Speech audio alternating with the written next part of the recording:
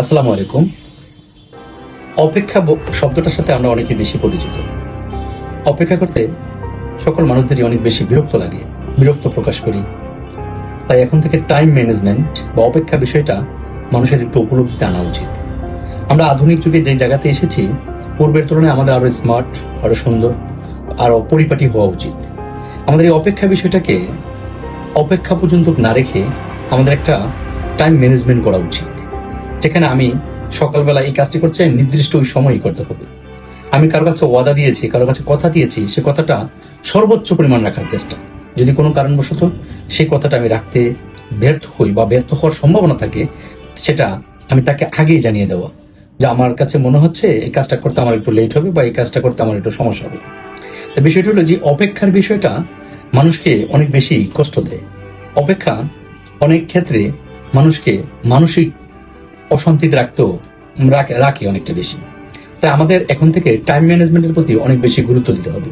অর্থাৎ আমি যাকে কথা দেব সবকিছু বুঝে শুনেই কথা দেব। যদি আমি অপারগ হই, যদি আমি সেটাতে পারদর্শী বেশি না হই, তাহলে তাকে জানিয়ে দেওয়া এই বিষয়টা আমি এইভাবে করতে পারবো না, আমি এইভাবে করতে পারবো। যদি সম্ভবপর হয় আমাকে যেন সেই সময়টা দেওয়া হয়। আরেকটা বিষয় হলো, এই টাইম ম্যানেজমেন্টটা পূর্ববর্তী সময়ের তুলনায় এখন মেনটেন করা অনেক বেশি সহজ। কারণ হলো, আমি কি করতে চাই সারাদিনে, আমার রোস্টার কি, আমার কাজের কোন পরিধি কোন জায়গা পর্যন্ত আছে, সেই টাইমটা মেনটেন করা। আর মোটামুটি পর্যায়ে আপনি যখন এই কাজগুলো মেনটেন করতে পারবেন, তখনই আপনি একজন আদর্শ, শিক্ষকতার জায়গা থেকে বলতে পারি, আদর্শ শিক্ষক হয়ে উঠবেন।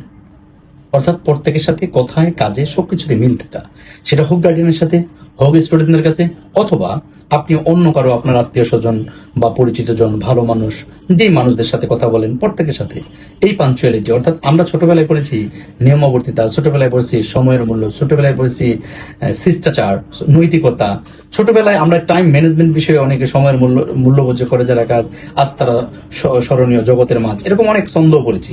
কিন্তু বিষয় হলো যে আমি কম, আমি ছোট, আমি আমার জায়গা থেকে যেখানে আছি সেই জায়গাতে আমি মেনটেন করার চেষ্টা করি যে টাইম ম্যানেজমেন্টটা, টাইমটা খুব ভ্যালু অফ। অর্থাৎ আমি যেই কাজটা করতে চাচ্ছি সেই কাজটা যেন সঠিকভাবেও করা হয়, সময়টাও যেন খুব সুচারুভাবে, সুন্দরভাবে সেটা মেনটেন করা হয়।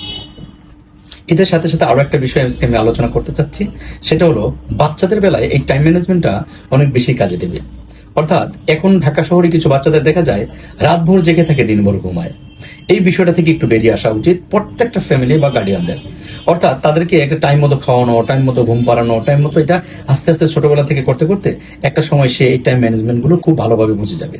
তা উচিত আমাদের এই কাজগুলো যদি আমি সুন্দরভাবে মেনটেন করতে পারি, তাহলে আমাদের মনে হয় যে আমার যে অপেক্ষার বিষয়টা, যে অপেক্ষা করতে যে বিরক্তিকর বিষয়, অপেক্ষা করতে যে আমাদের খারাপ লাগার বিষয়, অপেক্ষা করতে যে আমাদের একটু নিজের অজান্তেই যে অস্বস্তি বোধ করা, সেই অস্বস্তিটা তখন আর আসবে না। আশা করি কথাগুলো ভালো লাগলে পাশে থাকবেন। আসসালামু আলাইকুম।